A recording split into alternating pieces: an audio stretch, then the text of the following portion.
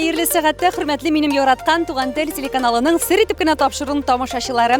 Эфирда мин Роза Хәйруллина тапшыруның авторы һәм алып баручысы сезгә янәдән бер матур җылы тапшыруны эшләргә керештем. Бүген без дусларым, танылган композитор, автор башкаручы, үзебезнең Туган тел телеканалының хезмәткәре, Сәләт, Тургай фестивальләренең оештыручысы, яраткан Лилия Вахитованың иҗат кичәсендә. Бүген бәйрәм рухы тантана итә. Сезне дә телеэкраннар янәшәсенә якынрак чакырам. Күтәренке булсын кәефләрегез. Без башладык.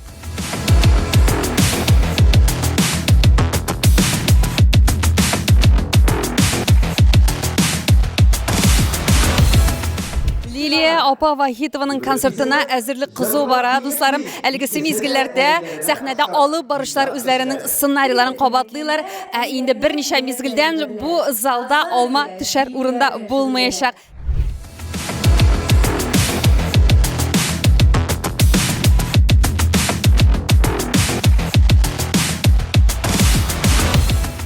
Хөрмәтле тамашачылар, сер итеп кенә тапшыру бүген Лилия Вахитованың иҗат кичәсендә эшли. Һәм менә үзе ул сезнең каршыгызда басып тора. Лилия апа, хәерле кичләр. Сезне котлыйбыз шушындай матур бәйрәмегез белән. Бүген сезнең иҗат бәйрәмендә, юбилеегызда 18 яшь тулган дип тә ишеттек, дөресме?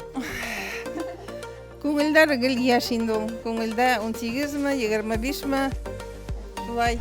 Лилия апа, нинди хисләр кичерәсез? Менә берничә мизгелдән иҗат, мизгелегезгә багышланган, нинди нәтиҗәләргә багышланган матур тамашагыз башланып китә. Нинди хисләр тантана итә икән Лилия апаның күңелендә бүген? Бик дулкынланам, бик каты. Потому что көндә була торган бу не түгел мероприятие. Бик сирәк юбилейларда гына эшлим. Шуңа микән инде зал тулы, Аллага шөкер. Иң курыкканым шул иде. Һәм составта бүген бик көчле бит. Составны җыю, менә туплау, әле шушындый мизгелләр бар артистлар да үзләренең сольный концертлары белән гастрольләрен башлаган вакытта сезгә аларны бер көнне бер сәхнәгә җыю авыр булдымы? Ну, бик җиңел түгел инде. Йолдызлар күп бүген.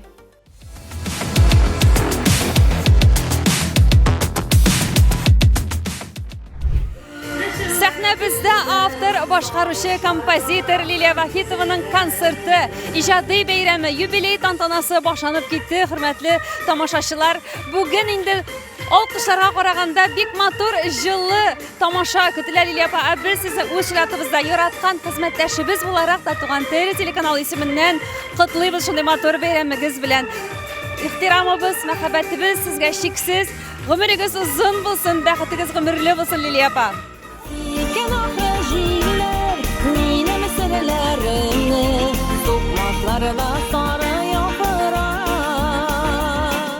Лилия апа Вахитова, сезне инде безнең тамашачылар, без дә шулай ук беләбез, сезне автор, башкаручы, композитор буларак әйбәт.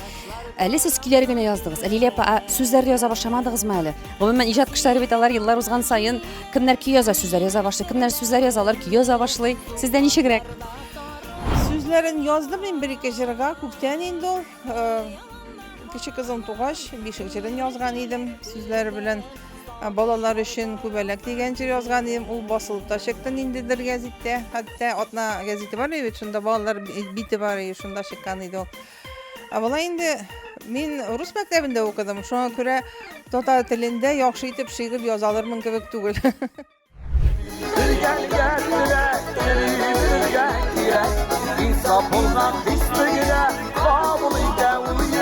Лилия апабызны шулай хөрмәт итеп килгәнегез өчен сезгә рәхмәтләребез. Һәм инде аңлап торам, сезнең репертуарда Лилия Вахитова иҗат иткән җырлар үз урынын алып торадыр, шулай бит?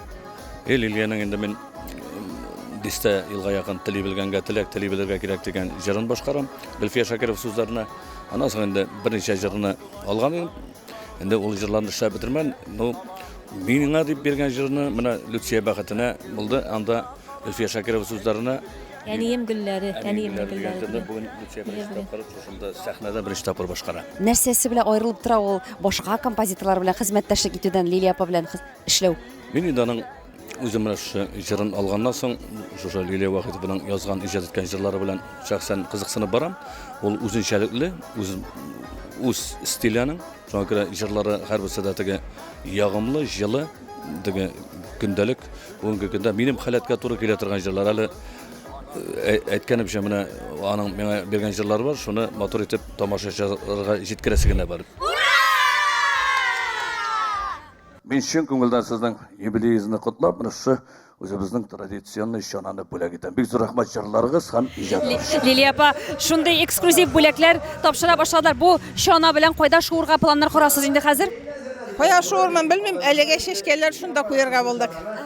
Бик матур булачак, үзенчәлекле булачак. Кирәкле бүләк булды бу. Әле бүләкләр, әле сезгә матур котлаулар алдагы мизгелләрдә көтеп кала, шуңа күрә сер итеп кенә тапшыру тамашачылары, сез бездән аерылмагыз. Әниемнең гөлләре, нур шәшәләр үзләре. Бик якты кеше Лилия апа. Бик җырлары бик матур, менә күңелгә үтеп керә торган. Уңышлар телибез Лилия апага. Котлыйбыз чын күңелдән. Чын күңелдән юбилей белән әле бу соңгы юбилей булмасын, тагы озак еллар шулай юбилейларында уздырып, шушы юбилейларда безгә дә һәм башка яшьләргә дә катнашырга ясын дигән теләктә калабыз. Хөрмәт итеп саклый берек, бер-беребезнең кадерне. Хөрмәтле тамашачылар, сезнең кашыгызда Туган тел телеканалының генераль директоры Вахитов Азат Галинур улы. Хәерле кичләр сезгә. Приветствую. Безнең хезмәттәшебез Лилия Вахитованың бүген юбилей тантанасында әлбәттә безнең директорыбыз да ашкынып килеп җитте, аны котларга дип. Һәм инде сер итеп кенә тапшыру тамашачыларында күпләренең миңа калса кызыксынулары хәзер уянгандыр, әйбәт Азат Галинур улы. Сез дә Вахитов, Лилия апа да Вахитова. Һәм икегез дә бер каналда эшлисез. Нинди бәйләнеш? Әллә инде туры гына килүме? Секрет ошеймин дейбез. Ну, во-первых, Лилия Мирсатовнаға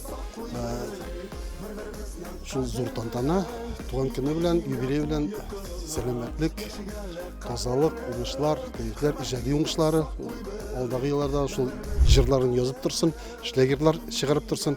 А ул миңа чынын әйткәндә, вот у меня все спрашивают об этом. Вот Вахитов Азат, она Лилия Вахитова, какое вот отношение друг к другу имеете?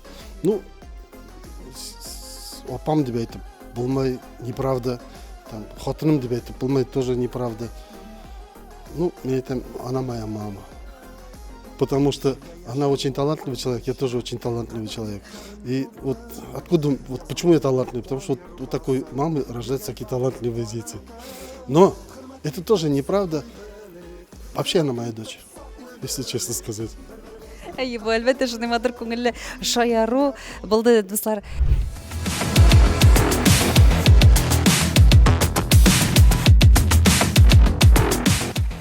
Хөрмәтле дуслар, Лилия Вахитова ул безнең әйтеп үткәнемчә бик хөрмәт иткән хезмәттәшебез. Бүген Туган тел телеканалының генераль директорынан башлап инде безнең редакторыбыз, безнең Айгөл алып баручыбыз бүген концерт алып бара. Барыбыз да диләбез безнең хөрмәтле Лилия апабызны котларга, аңа көч биреп торырга килеп җиттек. Лилия апа, сез тоясызмы Туган тел телеканалының сезгә нинди көчлерәк булуын? Әйе, бу минем белән икән бу происходит дип уйлап торам. Сезгә төштә кебектер әлеме? Дулкынланулар. Нык-нык. Барысы да яхшы булачак. Сезнең янашагызда шундый көчле команда, шуңа күрә сез борчылмагыз. Иң шәп артистлар бүген җыелган, сезнең җырларыгызны башкара, шуңа күрә Аллаһ Тәгалә ярдәме белән бүген концертыгыз яхшы сыйфатлы һәм матур узачак. Алла бирсә.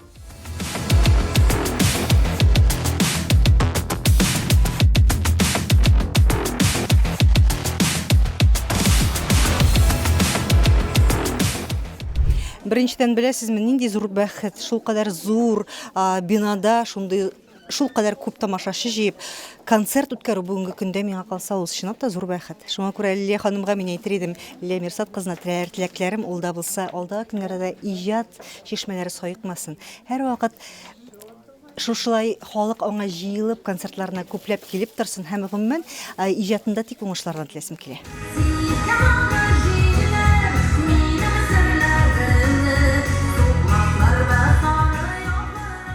Лилия турында нәрсә әйтәсем килә инде. Менә үзенчәлекле тавыш. Аның тавышы башка бер кемдә дә юк. Әгәр инде тыңласаң, менә аның үзенең бер почеркы бар. Һәрбер автор ниләргә, композиторларга хас әйбит. Ул һәрбер композитор да түгел. Именно менә шундый зур иҗади шәхесләргә хас була торган үзенә генә хас почерк бар. Һәм инде менә бүгенге көндә әйтәсем килә, ул шул тиклем зур талант иясе, безнең Башкортстаныбыздагы эстрада башкаручыларының бик зур өлешен нитеп тора, тәшкил итеп тораймы? Шушы иҗат җырмың нинде диңгезендә дип әйтик. Җырмың диңгезендә үзенең урыны. Һәм инде мин аңа исем килә. Озын гомер, бәхетле гомер. Һәм менә шушы гомеренә җитәрлек иҗат шишмәләре ургылып торсын иде.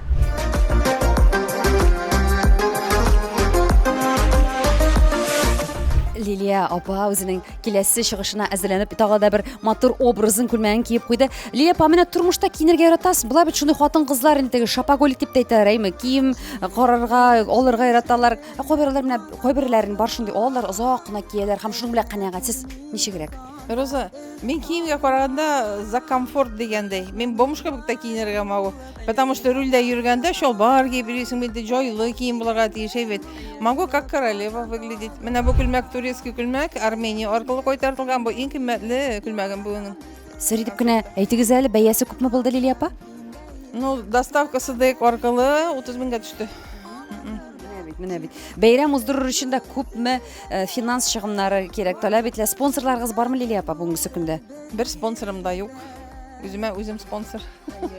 Үзегезгә һәрвакыт сезгә тормышыгызга да игътибар итсәк, әйбәт, сез һәрвакыт үзаллы балаларыгызны үстергәнсез.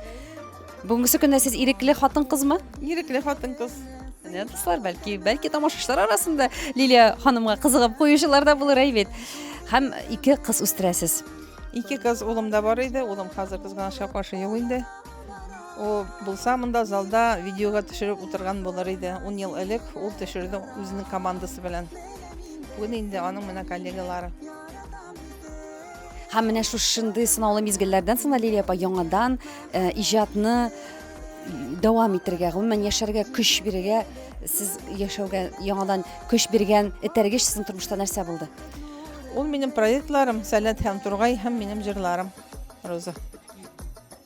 Һәрвакыт проектларыгыз шулай сезгә таяныч булсыннар, сез аларны дәртләнеп киләчәктә дә дәвам итегез, чөнки чынлап та Тургай һәм Сәләт проекты Туган тел телеканалында һәр даим эшләп килә. Лилия апабыз безнең күп кенә үзешмәкәр сәнгать кешеләренә үзләрен ачырга, телеэкраннар аша үзләренең җырларын, чыгышларын бүләк итәргә мөмкинлек тудыра. Шуңа күрә рәхим итегез Сәләт Тургай фестивальләренә. Ә без Лилия апаны озатабыз. Аны сәхнәгә чакыралар.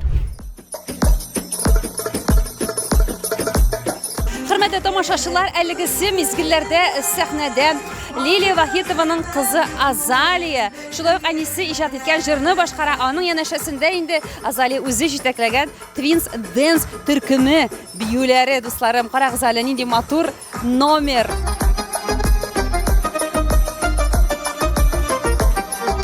Хөрмәтле дуслар, сезнең каршыгызда Лилия Вахитованың кызы Азалия үзе. Ничек хәлләрегез, Азалия? Бүген сезнең өчен дә шундый зур җаваплы бәйрәм, шулай бит? Әйе. Нык дулкынланам. Бәләкәйдән менә бу сарайда, ГДК сарайында синтез делегат аладыр. 6 яшымда беренче мәртәбә чыккан идем сәхнәгә. Әни монда эшлидер бит инде. Мин апайым белән, Вадим белән җырлаган идек. Шуннан бирле мин әзрәк йөридем җырлап әнием белән гастрольләрдә, Гафури районында, Оскын районында. Соңыннан туктадым җырлаудан. Бии башладым. Менә 10 ел уже биеп йөрим. Азалия, менә сез бит инде Лилия апаның 2 кызы, Азалия сез һәм Милана, бит. Ә холкыгыз буенча кайсыгыз Лилия апага ныграк ошагансыз? Милана. Алайса Милана һәм Лилия ханымның холкын бераз гына тасвирлап китик әле, тамашачыларга да кызыклыдыр миңа калса. Шундый нишкә күңелле, Милана нык матур җырлый. Ул менә 3 яшеннән җырлый башлады. Мин аны өйрәттем җырларга. Асаннан инде әнием уже профессионально өйрәтә башлады җырларга. Әнигез белән менә бүгенге көндә нинди элемтәдәсез? Була бит шундый мөнәсәбәтләр кыз белән әни арасында бик якыннар, сердәшчеләр, һәрвакыт элемтәдәләр, әйме? Бар шундый менә ничек дип әйтим, ниндер аралыкта хөрмәт тә бар, мәхәббәт тә бар, әмма дә ләкин ул хәтта теге көн-төн сөйләшү, аралашу юк кайбер кыз белән әниләр арасында. Менә сездә кайсысы? Беренчесе, без нык бер-беребезне яратабыз, нык ничек дип әйтергә? Нык якынбыз. Көндә әллә ничә мәртәбә шылтыратабыз, язабыз. Мин гел кайгырып торам әнием өчен. Нык якын безнең аралар.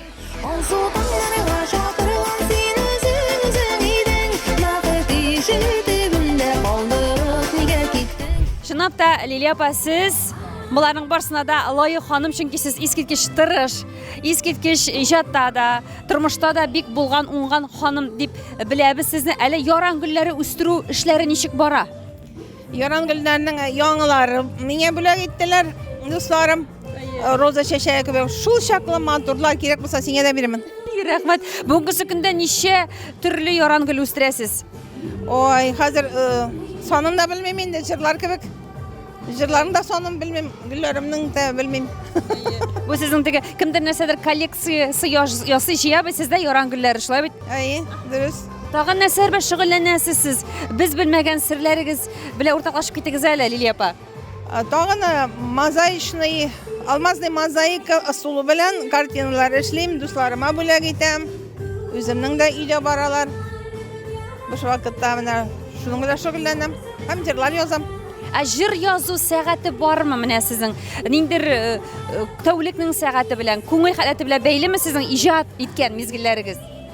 Ну, bütün композиторлар әйтүенчә, төнлә әйбәтрәк языла инде, чөнки төнлә бит инде тавыштан юк. Әмма ләкин кирәк булса, мин любой вакытта яза алам.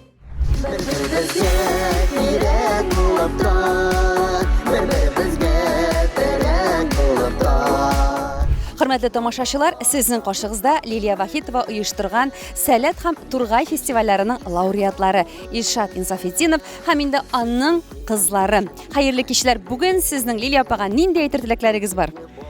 Лилия апага зур рәхмәтләр.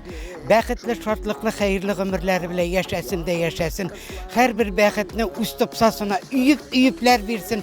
Олы композитор, олы шәхес, аның җырлары мировой уровеньда яңгырарга тиеш, яңгыраячак. Дан сиңа, Лилия апа.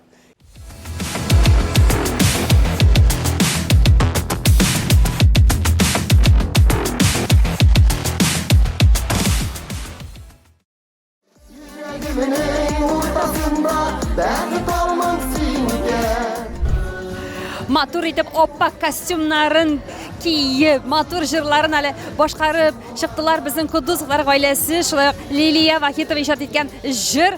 Хәерле кичләр беренчедән. Котлыйм сезне чыгышыгыз белән. Рәхмәт, Роза.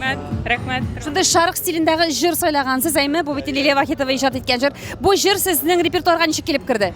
Бу җыр Лилия ападан сорадык та без.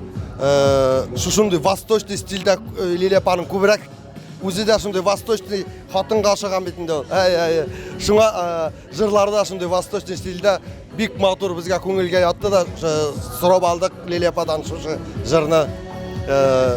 Башкардык. Зур рәхмәт аңа. Иҗаты артып торсын Лилия апаның. Җырлары шәп. Зур рәхмәт. Чын күңелебездән Лилия апа юбилейгыз белән сезне котлайбыз.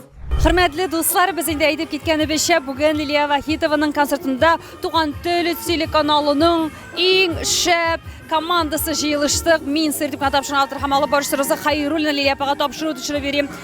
Башкортстанның атказанган артисты Рөстәм Хасанов һәм инде шулай ук Айгөл Габдуллина алып баралар бүген концертны. Башкортстанның атказанган артисты Рөстәм, ничек хәлләр? Әлхәмдүлилләх, Аллага шөкер, үзебезнең якташыбыз, иҗатташыбыз Лилия апа Вахитованың концертына бик шатланып тотындык. Монда инде шундый дуслар атмосферасы, иҗат атмосферасы, якташлар булуы да бик тә күңелгә май булып ята. Хезмәттәшебез дә бит әле Рөстәм, син дә бит Туган тел телеканалында шулай ук эшлисең, фәлән Юнус тапшыруның алып баручысы. Менә шулай гөрлибез дуслар. Рәхәт, Лилия апа, бәйрәмең белән. Беренчедән Лилия Мирсат кызын шын күңелемнән шушы бәйрәме белән ихлас тәбриклим. Лилия апаны дип әйтәсем килә, чөнки мин аны бер 20 елдан артык беләм.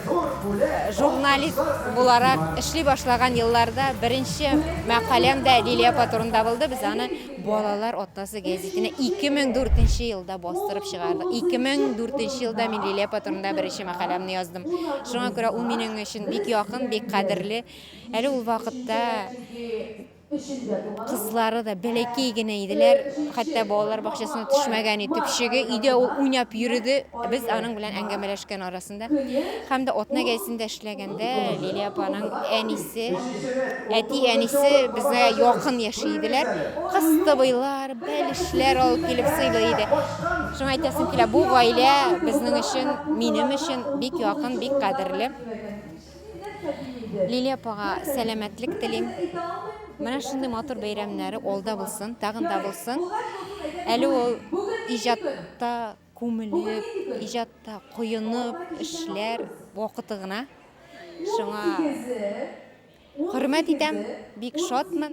Monbarında halkım beketele, monbarında yaşaytan Sizin qoşığızda Riyana Halиуллина шулай ук инде Тургай фестивалінің жеңушісі. Рияна, сен бүгін шушы фестивальларның оештырушысына Лилия апабызға бәйрәм күнендә нинди теләкләр җиткерер идең? Лилия Мирсатовнаны олы юбилей белән чын күңелдән котлыйм. Аңа сәламәтлек, зур бәхетләр телим. Мин рәхмәтләмен мине юбилей концертына чакырганга. Аңа алдагы көннәрендә дә зур уңышлар телим.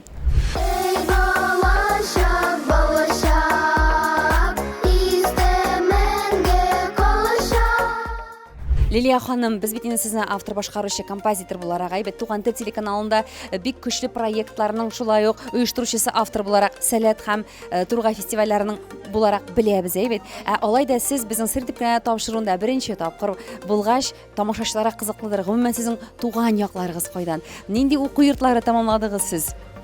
Мен Уфада туып-үстем бит инде. Менә сәхнәдә әйттеләр, якташыбыз дип, Чакмагыш районыннан килгәннәр. Чыннан да мин яздан күзгә хәтле авылда була торган идем инде. Туганнар бик күп иде бит элек.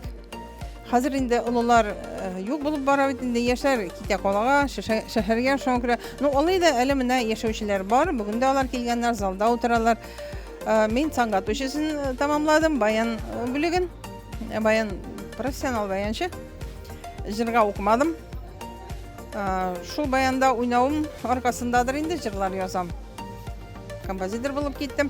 Һәм бик күп конкурсларда җиңдем җырларым белән. Аллага шөкер. Баянда уйнагач әле минем шулай ук ишеткәнем булгалады. Лилия ханым, сезнең хәтта Баш драм театрында баянчы булып эшләгән мизгелләрегез булган, шулай бит? Ул как раз менә беренче курста укыганда оркестрда утырадырым. Руководитель оркестра миннән түгел, бит үстән сорый, кем уйный белә җиде кыз биюен дип. Анда баянчылар бит инде күбие. Бер мин кул күтәрдем, уйный беләм дип. Шуны мине чакырдылар башка драм театрына. Как раз баянчылары юк булып чыкты шул моментта. Һәм бер кыш буе баянчы булып эшләдем башка драм театрында.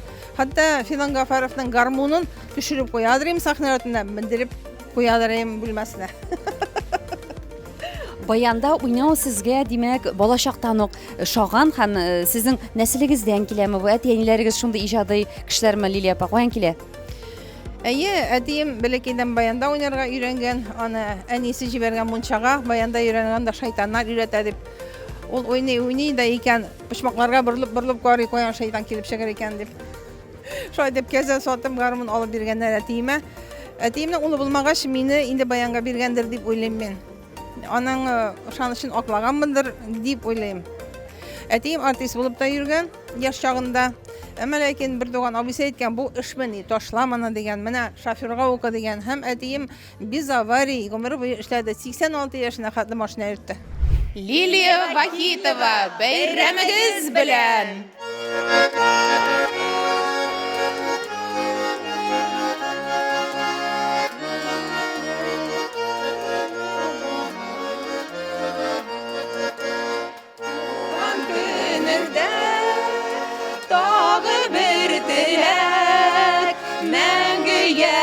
Мәңге яшь бул, картайма бердә.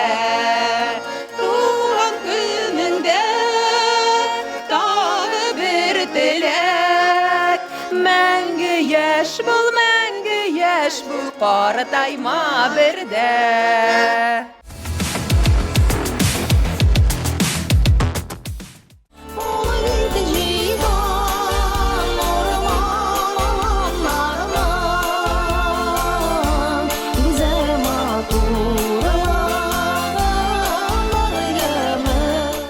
Хөрмәтле дуслар, сезнең каршыгызда Башкортстанның атказанган артисты, безнең туган тел телеканалыбызның йөзек кашы иң көчле алып баручысы Айгөл Габдуллина бүген шулай ук Лилия Вахитованың концертын алып бара. Миңа калса Лилия апага бик зур уңыш бу. Айгөл, син аның концертын алып бару. Лилия апа инде ярты ел элек миңа әйтеп куйган иде шу концерт турында. Айгөл алып барсың әле дип. Мен Лилия апа, мин белмим, мин Уфада булырмын микән ул вакытта. Әле ярты ел бар бит әле дигәнем. Шуннан соң ай сайын миңа ул аны искәртеп торды. Менә бит концерт була дип. Менә чын дөресен әйтәм, мин Уфада булырмынмы, булмасмынмы белми идем. Булдым. Уфадамын һәм мин бу концертны алып барам. Ул миңа әйтте инде, мин телим, минем якташларым алып барсын иде бу концертны диде. Һәм без Рөстәм Хәсәнов белән якташым белән алып барабыз. Шакмагышлар, уртаклык та бар. Шуңа күрә залда шакмагышлар күп, сәхнәдә шакмагышлар күп. Шуңа күрә Лилия апаны гомумән хөрмәт итәм. Лилия апаның мин җырында җырлыйм. Аны тамашачылар да белә. Клибы аның бар. Иң беренче клипларымның берсе дип әйтсәм дә дөрес булыр. Ходаемның көннәре дип аталган җыр. Гомумән Лилия апа бик талантлы кеше, талантлы шәхес инде ул. Лилия апага мин бик тә рәхмәтлемен. Шадам, мәгънәле кеше ул һәм игътибарлы кеше ул. Һәм менә ул үз юлы белән бара белгән кеше. Ничек кенә булмасын, ул үз юлын ярып бара. Тормышында бик шундый кайгылы вакыйгалар да булды. Бик күп кичерешләр үтте. Әмма ләкин Лилия ханым үзе булып кала белә. Аңа мин телим иң мөһиме тазалык булсын, сәламәтлек булсын, балалары, оныклары шатландырып яшәсеннәр алдагы көннәрдә. Һәм инде тагы да шундый матур концертлары, юбилейлары булып торсын. Амин.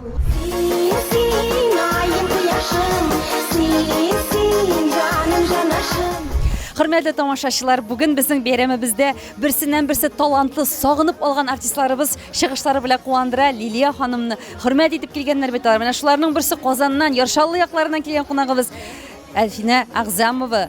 Бик хөрмәт итәбез сезне, Әлфинә апа. Иҗатыгызны хөрмәт итәбез. Сагынабыз сезнең чыгышларыбызны һәм бүген сезнең хисләрегезне ишетеп китәсегез килә тамаша турында. Бик теләп, бик яратып килдем Уфага. Шын күңелемнән котлыйсым килә Лилия Вахитованы юбилее белән. Бик зур рәхмәтләремне әйтәсем килә. Үзенең шундый матур җырлары белән минем репертуарымны байыткан исем.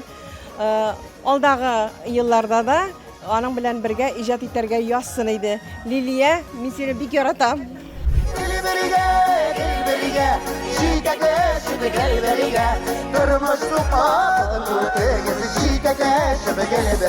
Бүген Лилия апаны котларга дип килдегез бит инде. Гомумән сезнең репертуарда ничә җыры бар Лилия апа иҗат иткән, Лилия Вахитова иҗат иткән? Лилия Вахитова иҗат иткән бер җырыбыз бар, әмма дә ләкин менә яңадан җырлар бик күп җырлар язды. Бихисап җырлары, шуларны эшләтергә исәбебез бар. Лилия ханымга нәрсә телисе килә? Иң мөһиме сау-сәламәт булсын. Саулык булса, сәламәтлек булса, җыры да булыр, әпи дә булыр, Алла бирсә. Иҗат чишмәсе сайыкмасын, безне һәм тамашачыны матур-матур җырлары белән гел куандырып кына торсын. Исенәп тә шулай, чөнки Лилияның аның күңеле бөтен кешегә дә җитә торган, ниндидер йомшак күңелле, акыллы, интеллигентлы, инде хатынкай дип әйтәбез.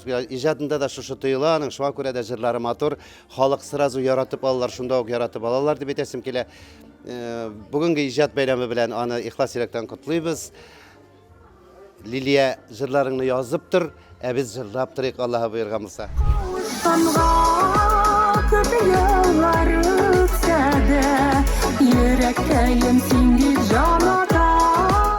Лилия апаны шын күңелдән мин котлыйм шушы концерты белән. Аңа алдагы көннәрдә кырыштай ныклы сәламәтлек телим. Һәм инде иҗат эшләй һәр вакытта балкып торсын, шулай бергә булырга ясын, иҗат итәргә ясын, бергәләшеп дус булырга ясын. Без аның белән дуслар да. Шуңа аңа иң якты, иң матур теләкләр бүген теләп калам. Синең өчен, жан синең өчен, шишелмәс мәсьәлә шишәрме. Менә инде Лилия ханым мине чакырга шушы концертка мин ихлас күңелдән кызымны да чакырдым, үзем дә аларга килегез әле монда матур итеп басып. Әти кызлары белән аны беләбез инде. Алдагы безнең Лилия Вахитова белән бергә иҗат иткән һәм итәчәк җырларыбыз халкыбызны ишеттереп, канәгать булып безнең белән без аларны шушы матур концертларыбызга Алла бирсә тагы да яңадан чакырып калырбыз дип уйлыйм. Бит кызым. Нәрсәдер мөрт әйтәсен дә киләләр. Папага ярып барым, мейли өзім. Лилия апага тилеклер. Алла берсе, Лилия ападан үземдә җырлар алырмын, сольны җырларга язсын, җырларын матур җырлары гел шулай сәхнәдә балкып торсын, үзе балкып торсын. Рәхмәт сезгә. Лилия ханым, менә эшләгән урыннарыгызга килгәндәйме, кайда эшләгән урыныгыз бигрәк тә күңелегездә менә шундый җылы хисләр калдырды? Яшьләр сараенда җырлый башладым. Башта сәхнәгә чыгып, ацетат күлмәк киеп, биючеләрнең туфлиен киеп, үземнеке булмагандырмын инде белмим. Баян күтәреп, йөрүзәнне җырлыйдыр идем. Ondan Киевга чыккач, бераз бит эшләми тордым дигәндә, оннан соң инде шушы синтезпит заводының культура сараена эшкә килдем. Бер 10 еллап, наверное, монда эшләгәнмендер. Башта баянда өйрәттем балаларны. Шуннан уйнарга инде музыка студиясе бар. Аннан соң директор мине әйтте, әйдә менә баянчы кирәк, вокаль ансамбльгә дип. Анда озакта баянчы булмадым, үземне җитәкче итеп куйдылар. Үзем уйныйм, үзем җырлыйм, үзем җырлатам. Шулай 2 сәгать шушы сәхнәдә баянда уйнап торып җырлатадыр.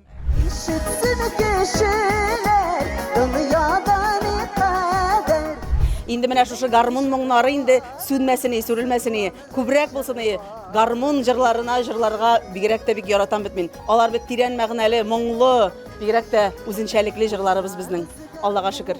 Алла бирсә инде менә шушы залларыбыз тулы булып, алдагы тормышыбызда җырларга, халыкны сөендерүдә яшим мин. Айсулу, миңа калса, сезгә дә Лилия апаның шундый матур иҗат бәйрәмендә катнашу үзе бер бәхет, уңыштыр әйме. Һәм инде Лилия апага киләчәк аның иҗади тормышына, шәхси тормышына нинди теләктәр җиткерәсегез килә? Иң мөһиме сәламәтлек, күңел тынычлыгы, иман байлыгы, шулай җырларны иҗат итеп, иҗат чишмәләре соекмыйчы, халкыбызны сөендереп, җырларга иҗат итәргә насыйп булсын. Лилия апага шын күңелдән рәхмәт әйтәсем килә. Шушы туган телдә сәләт проектын оештырганы өчен, безне халыкка күрсәткәне өчен зур итеп рәхмәт. Менә үзе дә килә Лилия апа матур итеп уйнап. Кәрәш кызыдай айыннар, ак шәлләрен ябынга. Шундый моңлы атмосфера. Сәхнәгә башта чыгасы килде, чыккач кирип китәсе килмәде хәтта. Шуннап бик сирәк булган ди хәлләр. Шулай. Үзегезгә рәхмәт. Тыгыз графигызда Лилия ханымга булган хөрмәт йөзеннәндер инде шушлай матур итеп килеп чыгыш ясаганыгыз, чөнки сезнең чыгышларыгыз ул барлык тамашачылар тарафыннан да сагынылган чыгышлар. Айдарган юлы рәхмәт сезгә. Тыгыз график дигән ул график инде ул һәр вакыт тыгыз. Ул вакыт табасың килсә, күңелең җитеп, ул вакыт табып була. Шуңа бүген мин бик шатмын ул вакытны таба алуыма. Баразына бәйрәм белән, җыр бәйрәме белән, моң бәйрәме белән. Хималая тау өстендә алтын бишек. Милана, Лилия Вахитованың төпчек кызы. Хәерле кичләр бәйрәм беләсезме, Милана? Хәерле кич. Рәхмәт. Сезнең дә бәйрәм белән. Бүген безнең уртак бәйрәмебез, безнең хезмәттәшебез Лилия ханымның, сезнең инде әнигезнең бәйрәме. Әни буларак тасвирлап китегез әле Лилия ханымны. Самая лучшая мама в мире. Вот, она самая добрая, талантливая. Желаю ей успехов во всем. Я ею горжусь. С каждым годом она все больше молодец. Вот, я верю в нее, верю, что больше будет успехов. Вот, мы с ней очень сильно друг к другу привязаны, очень похожи. Вот, желаю ей всего самого наилучшего, хорошего, самое главное, крепкого здоровья.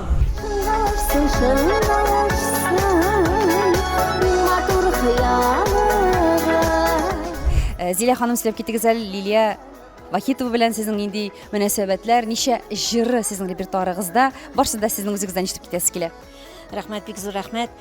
Лилия белән без инде бер 8 елдан артык дусбыз. Шул тик матур аның җырлары менә күңелгә керә, җылы. Менә бүген бәйрәм ничек җылы, шулай аның җырлары да. Тиз ятлана сүзләре, тиз генә өйрәнелә. Шул тик Лилия үзе кеше буларак та шәп кеше бит ул. Шул тик менә изге күңелле ул. Мин аны шул тик хөрмәт итәм, яратам Лилияны.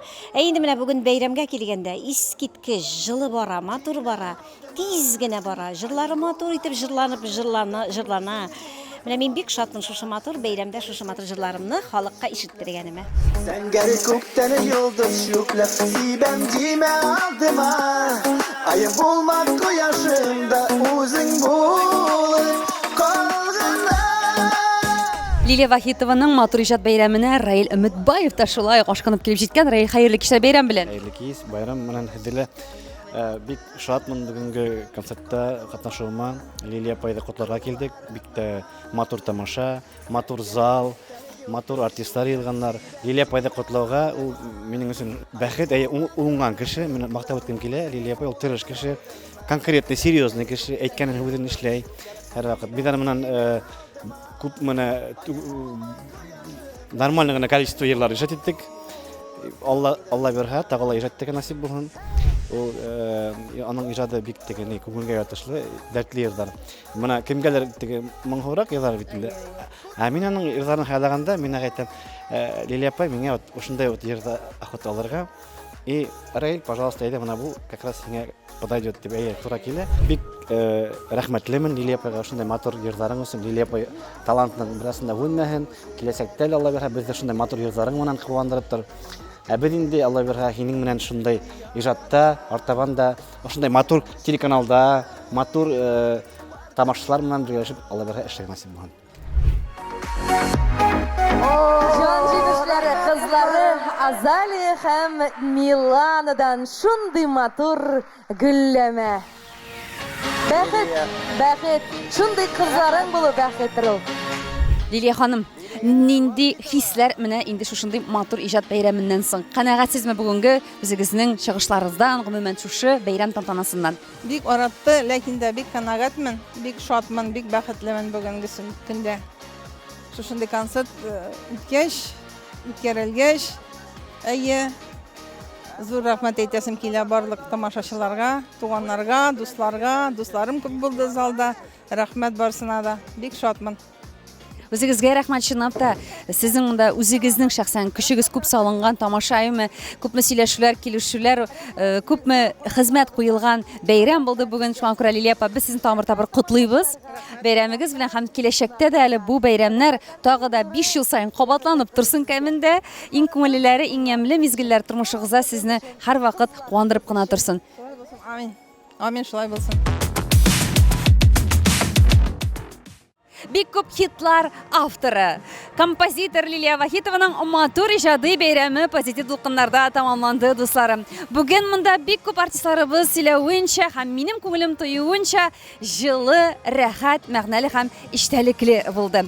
Лилия ханым, сезгә тагын бер тапкыр рәхмәт иҗатыгыз өчен. Рәхмәт сезгә шундый матур, күңелле кеше булганыгыз өчен, безнең хөрмәтле хезмәттәшебез булганыгыз өчен. Киләсе елларда да сезгә дәртләнеп, илһамланып ижад итәргә Аллаһ Тәгаләкәй насыйп итсен. Шушы мизгелләрдән мин Сер итеп кенә тапшыруның авторы һәм алып баручысы Роза Хәйруллина, дусларым, сезнең белән төгәл бер генә атнага сау булашам.